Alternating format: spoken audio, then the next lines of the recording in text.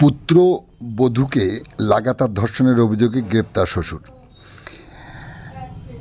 এখন শুনুন বিস্তারিত।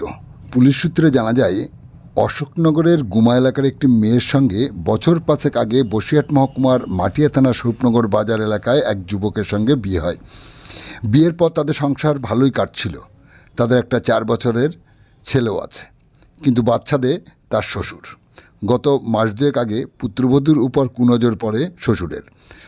শ্বশুর তার পুত্রবধূর উপর যৌন নির্যাতন ও লাগাতার ধর্ষণ করে বলে অভিযোগ। এই ব্যাপারে নির্যাতিতা তার স্বামীকে সব কথা খুলে বললেও স্বামী তার কথায় কোনো কর্ণপাত না করে উল্টে তাকে মারধর করে। এরপর অভিযুক্ত শ্বশুর পুত্রবধূর উপর আরও অত্যাচার বাড়িয়ে দেয় বলে অভিযোগ।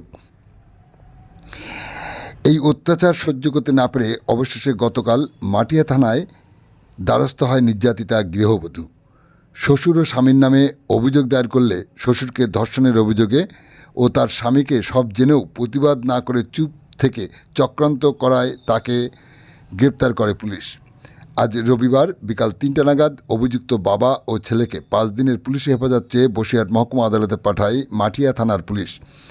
স্ত্রীকে বসিরহাট সুপার স্পেশালিটি হাসপাতালে মেডিকেল পরীক্ষার জন্য নিয়ে যাওয়া হয় বলে জানা যায়। আপনারা দেখছেন সেই সময়কার বিশেষ মুহূর্তের ধারণকৃত ভিডিও চিত্র আজকের স্বরূপনগর পত্রিকার অনলাইনে। আমাদের সাথে থাকুন, দেখতে থাকুন।